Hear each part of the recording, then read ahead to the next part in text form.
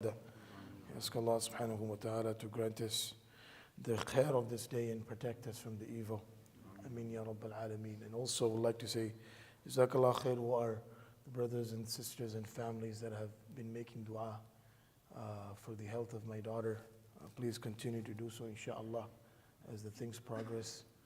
And inshaAllah, may Allah subhanahu wa ta'ala grant shifa to everybody who is sick. Ameen ya Rabbal Alameen. One of the very important things that a person needs to be mindful in his life is how he can protect himself by the things that Allah subhanahu wa ta'ala has forbidden upon him. Things that are unlawful, things that Allah subhanahu wa ta'ala has mentioned and said to the believers to stay away from. And not only that, but Allah Azza wa Jal also gave us a path. How are we going to stay away from it? There are things that Allah subhanahu wa ta'ala brings in the life of an individual by doing good deeds. And when a person does not maintain those goodness, then eventually what happens is the khair goes away from his or her life. Allah Azza wa Jal says in the Quran in Surah Al-Anfal, يَا أَيُّهَا الَّذِينَ آمَنُوا إِن تَتَّقُوا اللَّهَ يَجْعَلْ لَكُمْ فُرْقَانًا وَيُكَفِّرْ عَنْكُمْ سَيِّئَاتِكُمْ وَيَغْفِرْ لَكُمْ. That, O believers, if you were to fear Allah subhanahu wa ta'ala, Allah Azza wa Jal will give you three gifts. Number one, Allah will give you a criterion. And what is this criterion? Ibn al-Qayyim rahimahullah mentions the ability to stay away from sins. That's the criterion. That is furqan. That Allah Azza wa Jal has given you the ability to stay away from sins on the base of having taqwa in your life.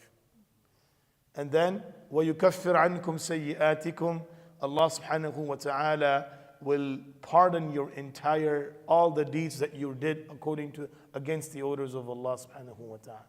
All the sins Allah Azza wa Jal will remove. And then, وَيَغْفِرْ لَكُمْ, Allah subhanahu wa ta'ala will forgive you. So all of these three gifts Allah is giving on the base of having taqwa, which is to stay away from the things that Allah subhanahu wa ta'ala has forbidden us and to do the things that Allah Azza wa Jal has ordered us. Imam Malik rahimahullah, when he met Muhammad ibn Idris al-Shafi'i at his young age, when Imam Malik rahmatullah alayhi and Imam al-Shafi'i met the first time, Imam Malik rahmatullah alayhi told Imam al-Shafi'i that I see a light inside you, do not dilute it by committing disobedience. That there is a nur Allah Azza wa Jal has kept inside you. And that nur requires for you to stay away from sins so that that nur can go to the level that Allah wants us to go. And then Imam al-Shafi'i rahimahullah, after meeting Imam Malik, he took this advice from his teacher.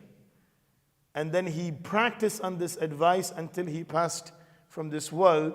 And until now the ummah is taking benefit from the works of Imam al-Shafi'i rahimahullah. So that is a great gift that Allah subhanahu wa ta'ala gives to any individual. It is our responsibility as believers to maintain it. When we dilute our good deeds with the disobedience of Allah, the nur of that good deeds goes away. That's why salah does not stop us from disobedience. As Allah mentions, Inna salata tanha anil fahsha'i wal munkar. Salah stops you from immorality and those actions which are forbidden.